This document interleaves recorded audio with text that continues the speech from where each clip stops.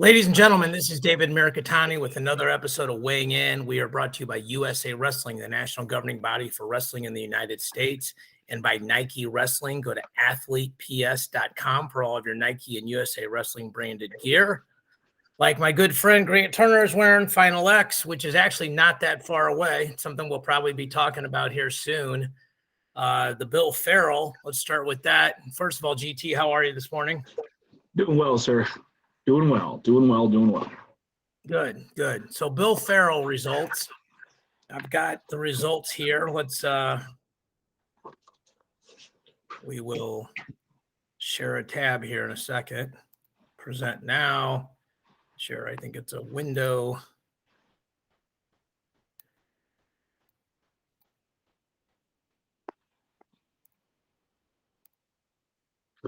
Okay, so these are the results from our site, USA Wrestling. So here's the Greco results. And GT, you know this better than I do, but I guess we'll just start here. Max Nowery winning is not a big surprise, correct? Nope. Dalton Roberts beating Ildar, that feels like that's a little bit of a surprise to me.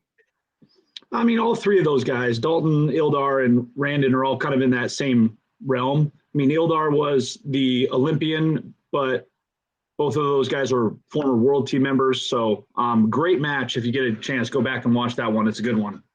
6'5", looks like it was a barn burner. It was good. Yeah. So Sam Jones tech falls Jesse Thilke.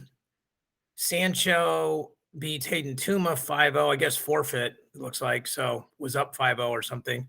Pat Smith back on the team. So Ravon over Porter and Kamal Bay takes 4. So I'm assuming, did you get a chance to watch some of these matches, GT?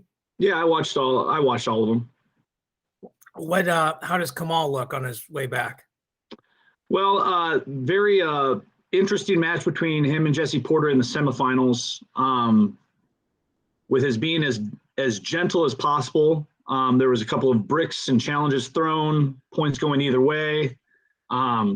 Basically did not come out for Kamal's favor, and Porter ended up winning that match. And then Ravon looked really good throughout the entire day.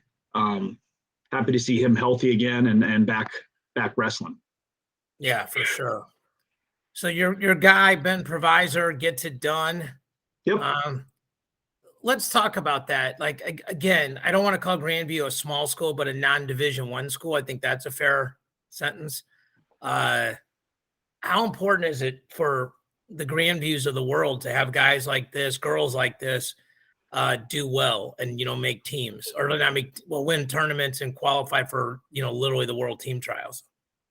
I think it's great for the sport that, once again, if you want to go and compete, like go scrap. I mean, especially within the world of Greco, and even in freestyle, I think, small schools can have a very, very large impact. Multiple time world team members, or even, Olympians and things of that nature. I think, Travell Delegnev is a D2 guy. Joe Rao is a D3 guy at, Elmhurst. There's multiple examples that I could go through, but I think just, the small school or non-Division I still goes out and, go out and compete. So I think it's a really great way to get into the sport.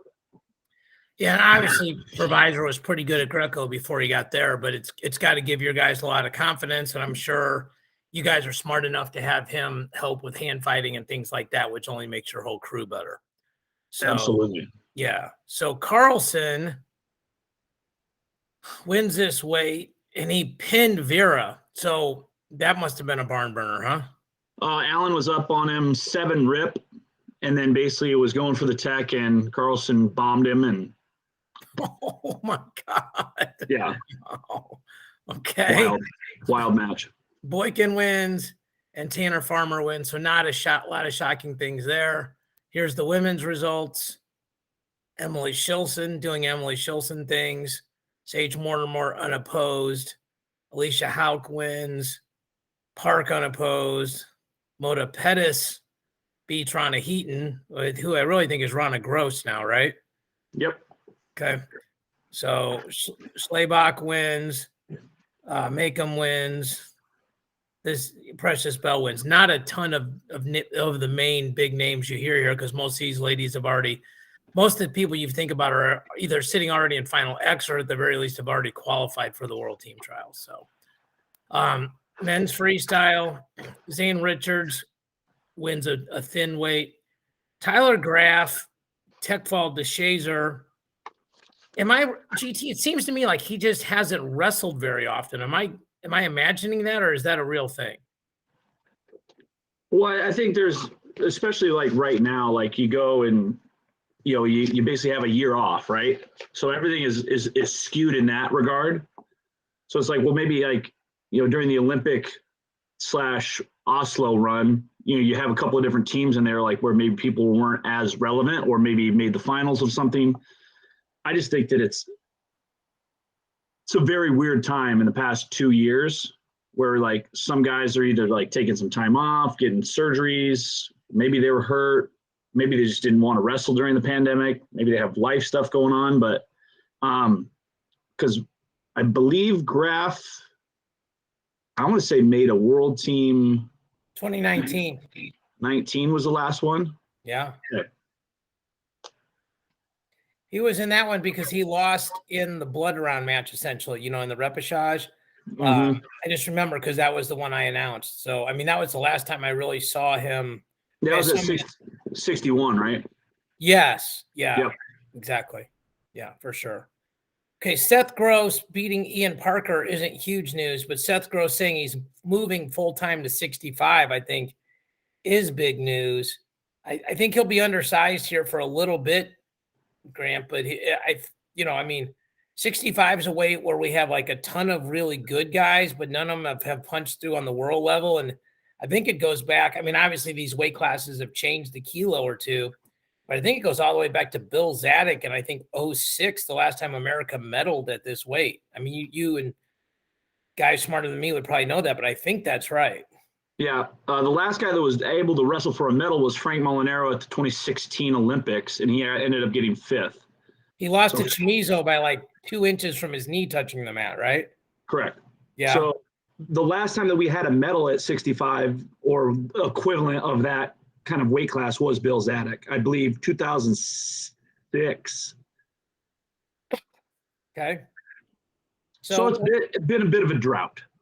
Yeah, especially with how good America's been overall. It's and that's sort of semi in the middle of the bell curve. You would just think we'd have more hammers there, but it's obviously in the middle of the bell curve for everybody around the world too. So, What do you think about Gross full time into that mix now with Yanni, McKenna, Nick Lee, Jo?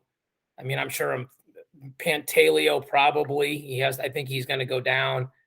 I mean, like I look at a Pantaleo and I look at a Seth Gross and I look at a guy coming down from 157 in college to a guy coming up from 133 in college. And it's interesting, right? Yeah, I think 65, has a lot of things to offer between, basically 33, 41, 49, 57 pounders, depending upon how they look, right? And once again, 65 is a very, very good weight for us. We just haven't had the results that we wanted to be able to have. Metcalf, Zane, Jo, Yanni, if we want to keep going back, like Doug Schwab. Yeah. Jared Frayer, Trent Paulson.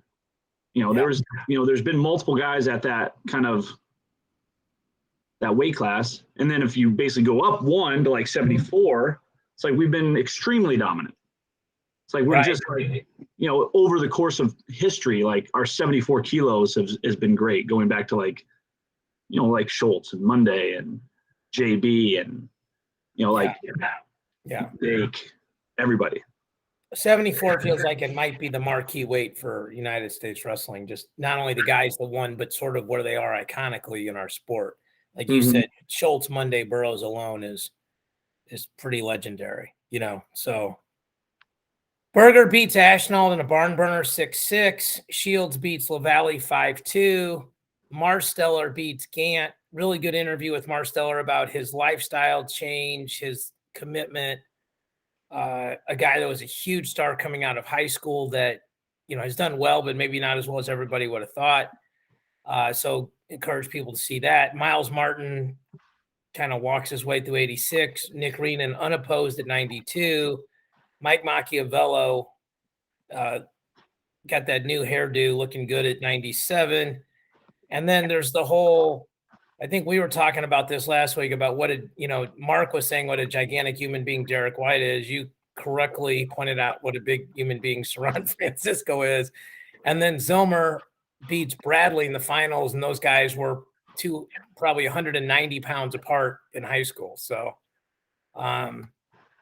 you were obviously here for this. What were your overall takeaways? I mean, I'd say first and foremost, it was a very, very small tournament.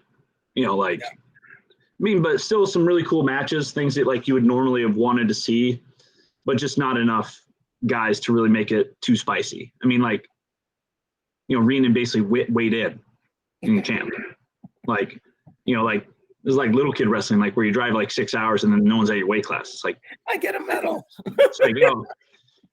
It's so, I think from that perspective, I think still the Bill Farrell is very relevant. I just think that with time, we'll get that tournament back to being an international friendly. I mean, there were some Canadians that were able to participate. So there was some different looks and different guys, just not as many as you'd want to have. Right. When you look at it, so I guess let's kind of walk people through this. So all the opportunities to qualify for the U.S. Open now are done. The next event is the U.S. Open. Then the U.S. Open sets the ladder for the World Team Trials, and then the World Team Trials feeds into Final X. Am I explaining that correctly? Yep. So the U.S. Open will be the very, very the larger group that will qualify you for World Team Trials. So then winning Bill Farrell, I believe, qualified you for World Team Trials. So if you win Bill Farrell, you get to skip Vegas if you choose to do so. If you want to. I mean, but once again, you still want to get some sort of seeding criteria for, basically the Open or for the World Team Trials in Iowa City. But yeah, so this was just kind of a warm-up match in order to get ready for the Open. So also if you win the U.S. Open, I believe you have at the weight classes where there was a non-medalist, I believe you sit out until, is it the semis?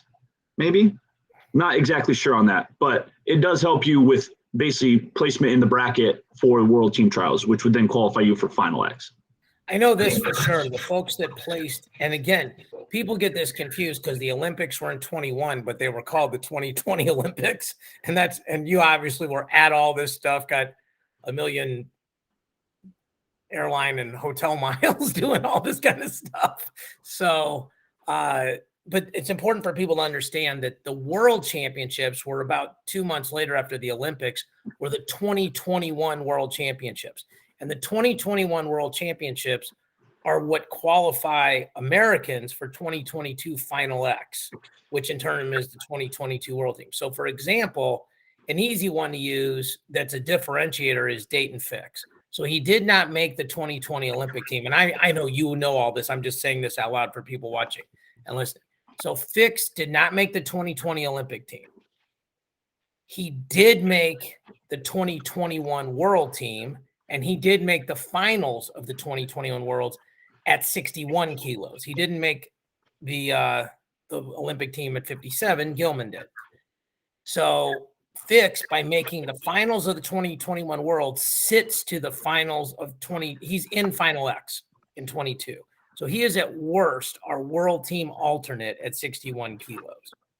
Then there are some guys like Gilman that placed at both, but the Olympic one doesn't matter. So for example, Gable Stevenson didn't wrestle in the 2021 Worlds, didn't even go. It wasn't our representative. So he would have to come through something. He doesn't sit. The Olympics don't help you sit. Am I making this more or less clear? Yep. The Olympics basically were the Olympics. The World Championships are the qualifier for Final X selection. And I believe I talked to Gary Abbott. I believe of the 30 weights, 15 of them have somebody sitting in Final X. So, yeah, it'd be like 9 out of the 10 Greco weights are open for competition. Right. Basically everybody but Hancock, right? Correct. Yeah. Where men's and women's freestyle, there's a ton of people already sitting. So, I mean, like in men's freestyle, Gilman is sitting, Fix is sitting, Dake is sitting, Burroughs is sitting, DT is sitting, Jaden is sitting, Snyder's sitting.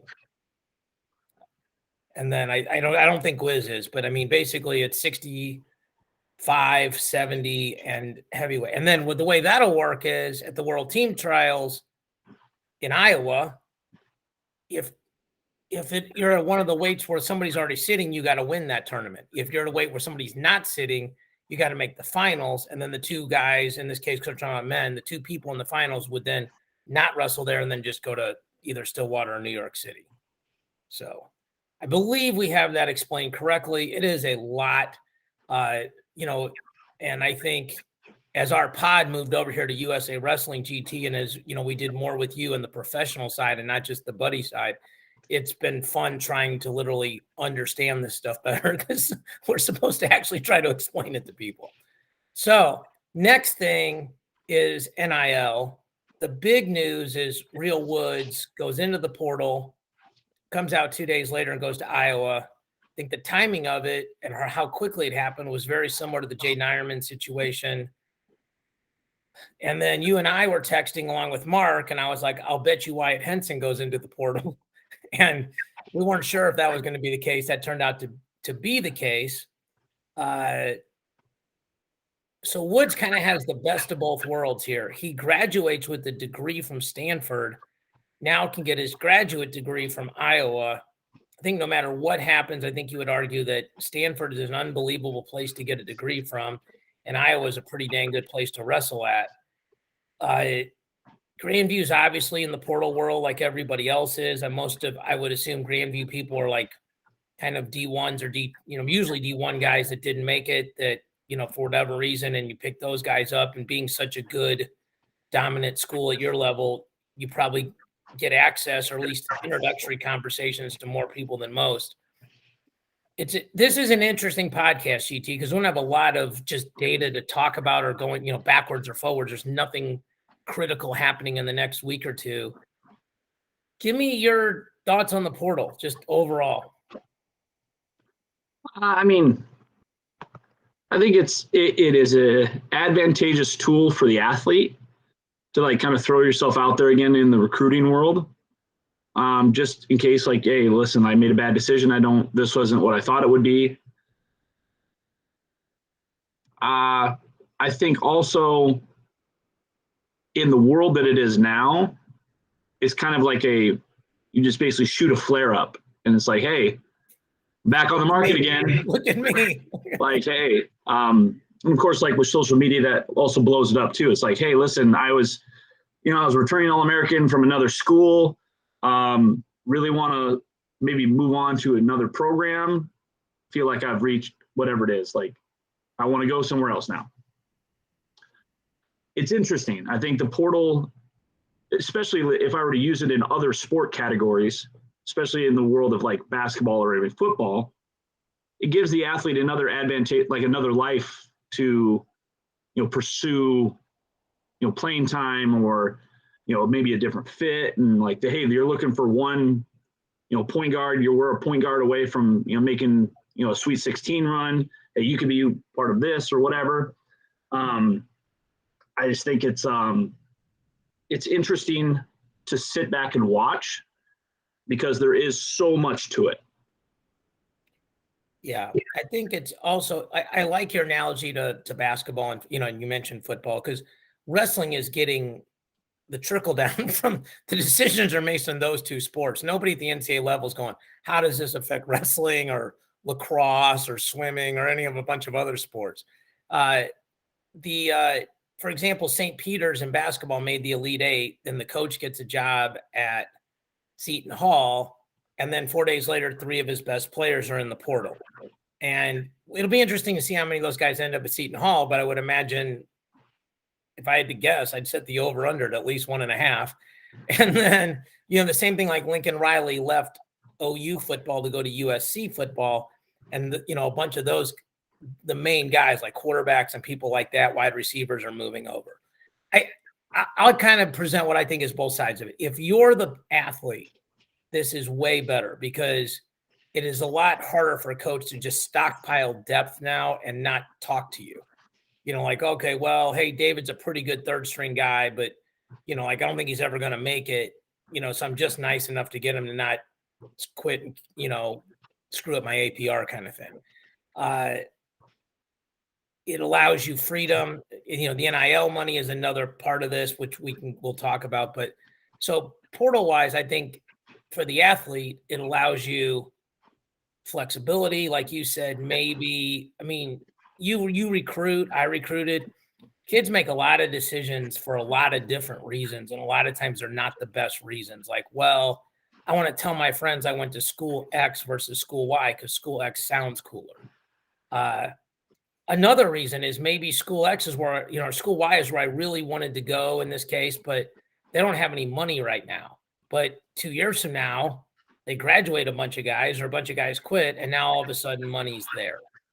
So from a coaching perspective, we had Nick Mitchell on like a month ago, but there was a ton of, I'm sure you have a depth chart somewhere on Grandview on a whiteboard, on a wall, something, where you got your athletes listed. I say guys and girls because you have two teams there, but your athletes listed. And knowing somebody can just pop out and it's not based on eligibility, that you never really feel comfortable with your lineup, especially when people can poach them. The rumors were rampant that schools were talking to some of these kids at the nationals, that they were being recruited at the national tournament by other schools. I think that's sort of the gritty, grimy side of it, right? It gets sticky. It gets really sticky. And once again, the wrestling world is a very, very close community. So it's like, once again, like the athlete does have the ability to be like, oh, well, now they got money for me. Now I'm going to go over there. It's like, well, you also got yours at the place that you were. So it's very hard as maybe on the coaching side to say like, hey, I've invested into you for 3-4 years, while you're in high school, recruited you, got you here, basically got you to be an All-American, coaching you, taking you places, whatever it is, like all on the side of on the coach. Then the athlete gets his and he's like, yeah, listen, thanks. Moving on. Yeah. And I would say probably the best analogy that I could put this into is like a baseball one. Okay. So you go through the farm system at another club. Let's call it the Oakland A's because this is what happens for all of the Oakland A's all the time. Maybe there was a movie made about this, but go ahead. Right. And it's like, hey, there's a movie that, well, not only based off the movie, but just based off of the organization. It's like, hey, the haves and the have nots. It's like, hey, we got a really good player. What can we get for him? And then all of a sudden they go to the Yankees or the Red Sox or the Dodgers or, the Cubs or anybody that has this humongous bankroll. It's like, well, all right, cool. Like I'm on to new and better things. I'm going to get my bag of money a day. Yeah. Because it gives me the best opportunity for financial success, 2, for my athletic ability to win a title.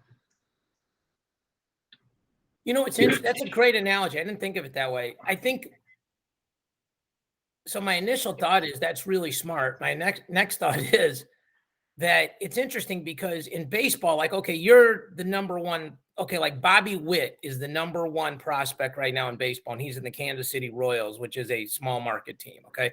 They might not be Oakland small market, but they're certainly not Yankees, Red Sox, Dodgers big market. Okay. So I'm sure he's got like a 5 or 6 year contract. That when you sign those young guys, that's what you do. But if, let's say he's got 1.5 years left on his contract, sometimes it makes sense to trade that guy now, knowing there's no way in hell you're going to re-sign him in 2 years and get something for him. The problem with the portal is you can't trade people. Like I can't go like Stanford and Iowa can't work out a trade, and they go, well, we'll take Real Woods, you take Wyatt Henson, and a player to be named later kind of thing, like that's not how it works. I mean, there's different academic standards, there's different money, there's all this other stuff. And the portal ties directly to NIL. And this NIL thing ties directly to the RTC conversation where, the smaller conferences, smaller school conferences are saying, hey, this is, we want to make changes. The NIL money allows 9.9 to not really be 9.9, because you can hire people's parents for jobs. You can, I think when people, this is probably the biggest misconception, I think, and you tell me if you agree. I think when NIL came out, people were like, oh, there's not that many deals being announced. Okay, well, Bryce Young, the quarterback at Alabama, from several sources, he's making $1 million a year. I don't see that announced. I don't see he's getting $250,000 from XYZ gas station and, another 100,000 from this place or that place or the other thing. That's just being done. And you might make one commercial and they do it. Now, it's actually legal now, as opposed to, when back when Oklahoma football, back in the day, when I was a kid, were they're getting paid to flip the lights on and off inside of the swimming pool, but I don't think however you try to police this, people are going to raise money and people are going to use the money for what they want to use it for, which is to win.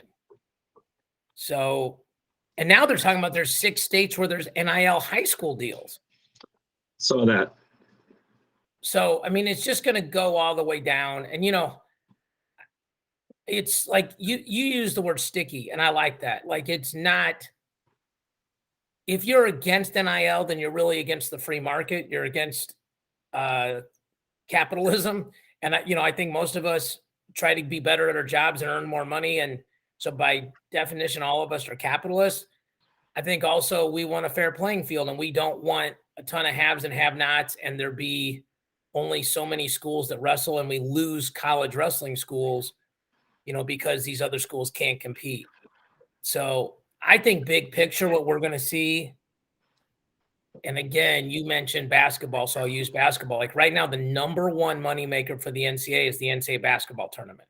They don't make any money off the football games, the bowl games, because it's the FBS and the BCS, and that money goes to, if Grandview University is wrestling St. Louis University or playing St. Louis University in football, that money is going to those 2 schools and our 2 schools' conferences. It's not going to the NCAA. The NCAA is not haircutting that. And by haircut, I mean taking a gigantic cut, like a David Mirikitani haircut, not a Grant Turner haircut. So if the Power 5 conferences decide to just break off and do their own championships in all sports, those schools are going to all get a lot more money. But then the schools that are not in those Power 5 conferences are going to get no money. And it feels like that's where it's headed. If you're following sort of the economics of NCAA sports, non-wrestling, and I know you're a guy that's, obviously you have to kind of know a little bit about everything with your job with Nike. You can't just have your head in the sand and just be trying to sell swooshes every day. I mean, do you feel like it's trending in that direction? I just feel like that they're, especially with the NIL and how this translates to maybe power conference athletics, is there's no regulation on NIL. You basically just work with your compliance people and basically have the deal proposed or whatever. Once again, not speaking for all institutions, this is not a blanket statement, whatever. But, once again, if you want to go get sponsored by, I don't know, Subway, you got to take that to your compliance place. It's there you go. Right. Or the local diner in town, and you want to do a promotion on social media for them. There you go. The powers that be in the power conferences and all the conference realignment and money deals, it's kind of above the pay grade of almost a lot of people. And it's you're really not even in the conversation at that very, very, very, very top level, where everything is moving and grooving. It's crazy to even follow. It's even worse to try to regulate, because you're also just trying to figure out how this works, how the athlete can benefit, how the schools are going to take a hit / benefit, because then all of a sudden you get a team like you talked about, like St. Peter's in the Elite Eight. That's going to drive revenue. That's going to drive students to come, potential, donors that now have an Elite Eight. Hey, you guys took us to the Elite Eight. I'd like to give more money back to athletics. I want to see that again. Right. Go and get another coach and let's make another run. And it's like, and then of course, then the coach moves on back to his alma mater, going to Seton Hall, potentially probably taking some of the athletes that he's been recruiting for a long time that would want to go follow that. So, I feel like there's so many moving pieces to the school, the 9.9, academics, NIL, the club, the RTCs, basically anything that is wrestling related to build your program now has a ton of financial accessibility to all aspects of that recruiting game, facilities game, alumni game. They can all be a part of it now. Yeah, I think, a lot of people use the phrase like the 50,000 foot view, right? Well, the air gets thin up there, right? Mile high is only 5,280 feet, 50,000 view, the air is real thin. And again, like when people are making decisions, if we don't understand them, usually A, if we had all the data, it would make sense. And B, it's usually about money in some way, so I think I don't think you're going to put the toothpaste back in the tube. And I think that's what the proposal is. And I think what they're trying to do is make things more fair across the board or more equal across the board. But by definition, America doesn't reward equalness. We reward excellence. And excellence comes in a lot of different forms. But I think it's just tough to say, like Yanni put out a tweet and says, this is crazy. If this thing passes, my coach can't coach me. So like in his, like if Yanni goes to the World Team Trials, US Open, whatever, Mike Gray can't coach him, which is nuts. That's a whole nother conversation. Like he can't coach him, but he can stand behind him and tell somebody else what to do. And, then that's a whole ridiculous thing too. You brought up something a couple months ago and with timing, it didn't happen, but we have time now. I thought it was a good topic. You brought up how well super high achieving academic institutions are doing in wrestling and how important that is for the sport. And let's start by saying we understand that you got to be a good student to go to any school at Division I. Okay. Like there's no criticism really in college period, but we're talking about the Division I nationals and how things are going. But obviously academic entry requirements or standards are different at different schools. But when you look at like how well Stanford did again this year, with Woods and with Griffith and, the return of Princeton, the return of Cornell, 2 finalists for Princeton, a champion and a third for Cornell and other All-Americans there for Cornell. Some of these schools like this, like how well University of Pennsylvania is doing, I don't know, they had a ton of Composto All-American, but just how well they did in the EIWAs. I think that's an important aspect to it. You brought it up, so I'm sure you're going to agree, but your thoughts. But just when people are like, well, it's all about greed and things like this, like, well, not necessarily. Like there's some kids that are just crushing life on both ends of it, So you had brought this up as a subject. What were, some of the things you wanted to talk about? Well, I think it was an observation that like, basically, the Ivy Leagues and kind of I don't want to say like just the traditionally strong academic institutions were doing very well within the sport of wrestling. Northwestern, Stanford, basically, Cornell, Penn, Princeton, Columbia, like all of these type of North Carolina, Duke, which at some point in time, Duke will run out of fine silvers at some point. They might start having kids and just send their kids. You never know. But it was something that I kind of was looking at. I was like, holy cow, like if you actually look at this and you say like, oh my gosh, like these institutions that were not just to say like you would recognize them more so for their academics than maybe like their power football or basketball or baseball or what. In wrestling, of course, like we can have our own or whatever, but it's these institutions like that are really on the map for us. You know, Princeton putting 2 in the finals. Cornell usually has had 1 or 2 in the finals over the past couple of years. Well, they're on track for another 4-timer. Yeah, and Stanford having, basically Shane saves, 12 sports himself, Griffith. Like basically those kind of things are on the map for our sport as, hey, this is becoming a very, it's just a topic to discuss, of course. Well, you mentioned Northwestern, and I had Storniolo on Matt Chat last week, and that whole, first of all, I obviously know who Storniolo is, said hi to him, hi, bye, no relationship with him.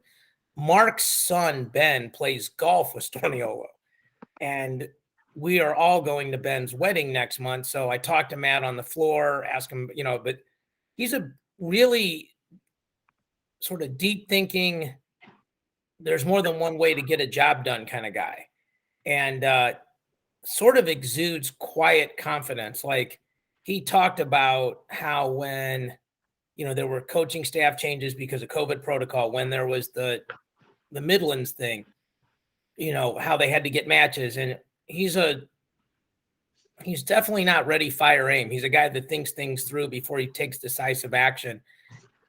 But, when you think about Northwestern, they qualified all 10 guys in the best conference in America, where they have different academic standards than everybody else, and lost Carter Young to the portal, like their best recruit, and still qualified all 10, took 6th, and have 9 guys back. Now, I mean, they lose Deacon, they lose their best guy. But, and like Storniolo was quick to point out, hey, we also got a tank down on Gable Stevenson, so like, which I would too if I were them. That would be on our highlight video at the awards banquet, So, I mean, I think historically we've sort of seen the American university model where, hey, we might not win a dual meter at all this year because it's just so hard to get kids here because of the academic standards. And then the other thing is the cost, right? Like these schools are 60, 70 G's a year. And if you only have 9.9 and you don't have a ton of NIL money, kids need 40, 50,000 to make it affordable. And so you're giving away 50 to 80% scholarships to pretty much everybody. That means you can only probably have like 23 guys on your roster, So, the secret was a whole nother conversation about how to win nationals in depth and all that other stuff. And I won't take us down that path, but I just think what he did, what that staff did, I mean, he switched. Like we saw Joe Colon out on Tuesday night, and he talked about the impact Joe Colon had on, those lower weight guys. And you could see it, like how well they did at 25, 33, 41. Yeah. And, I mean, like losing Jimmy Kennedy, but just there's an argument for Storniolo to be coach of the year. I mean, there's always Kale, right? And, Bourmet obviously had a great year. But I mean, there's an argument for Storniolo to be coach of the year, and part of it is because of the academic standards, the things you're talking about. Like, hey, Northwestern and Stanford, as an example, just can't go into the portal. Because go ahead. Yeah, I mean, I totally agree. I think when you start from that, if you start looking at the portal as an academic portal, there starts to be some sort of restrictions, like how many credits are going to transfer. What are you going to go to as far as a degree option? How far are you along on your, degree management? Are you 50, 70, 90% of the way, all the way done? Are you going to go to grad school? So you're maybe like even with now, you're going to see a lot more people being able to be admitted to grad school because of the COVID year, where they got eligibility left, but they still got to go to school. You see that a lot more in football and or even basketball, where it's like, well, hey, I got 1 semester or 1 year left. I still have 1 more year left of eligibility for basketball, but I also want to get my grad program. Yeah. Boom, there you go. So I think the academic aspect of this is a very interesting conversation because Ivy League to Ivy League or like Northwestern to Stanford, it's like, I don't know how the admissions are going to be when it comes to that. But I think the real one that like Sorniolo brought up is you can go from Northwestern to State University with almost no problem. But going from State University to Northwestern is a big problem because you didn't have the academic standards to probably get into Northwestern the first time. And, you know, like, for example, like Lindenwood here in St. Charles is going from Division II to Division I, and there's a 5-year blackout.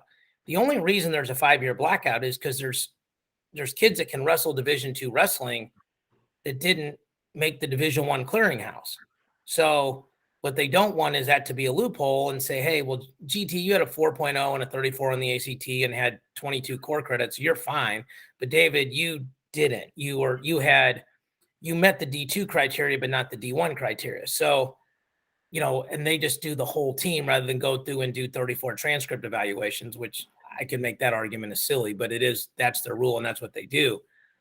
But that portal thing's really interesting from that perspective too. And he pointed it out. Like he said they had one guy on their team that was a portal guy, but didn't score any points for him. So, but it was a graduate transfer. And again, the graduate rules are totally different. I think that's why you're seeing more and more kids like, hey, they're taking summer school classes. I mean, that's sort of the standard operating procedure now, right? Like you go to these schools and your senior year in high school, as soon as high school's over, you move there, you get in 6 to 9 hours of summer school, you know, you're working camps, you're making money, you're getting indoctrinated, you're making friends. You just don't show up on August 10th and go, where's my dorm? You know, and how do I find the weight room and that kind of stuff. So it's a different mindset. It's a different setup. And this was nice to talk about this stuff because normally it's like we got to talk about a ton of things that just happened and a ton of things that are about to happen. And I think I'm sure now that I say this, as soon as I put this out in the universe, 9 things will happen between now and next Thursday. But theoretically, we could dig into this a little deeper next week. We got a couple weeks till we hit U.S. Open weekend. And then, then we'll go from there. So it's always good picking your brain, both privately, but I think publicly is good because, you know, I'm blessed. I get to talk to guys like you and Mark and, you know, some of these college coaches every single week. And I think my friends that watch this stuff, they're like, it's cool you get to talk to these people. I'm like, yeah, I'm just trying not to be the dumbest one in the conversation, you know? So congrats to Provisor. And anything else before we sign off? No, just looking forward to getting ready for the Open in a couple of weeks here. So put that on the schedules. There's going to be some great matches there. If you can, make your way out to Vegas. And it's allegedly mule o'clock out there most always. days. Always. It's Las Vegas. They always have things going on. All right. For Mark, who's gone, for Grant, who's the man, I'm David. Thank you guys for watching and listening. We'll talk to you all next week.